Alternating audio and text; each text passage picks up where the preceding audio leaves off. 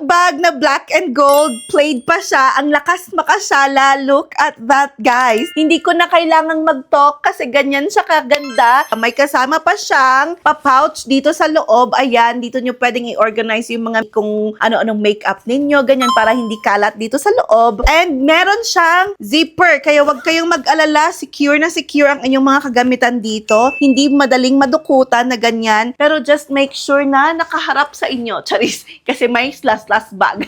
Charis, bakit naman nasingit ang last bag? But anyway, look how beautiful itong tote bag na ito. Ang ganda nung pa-accent niyang gold dito.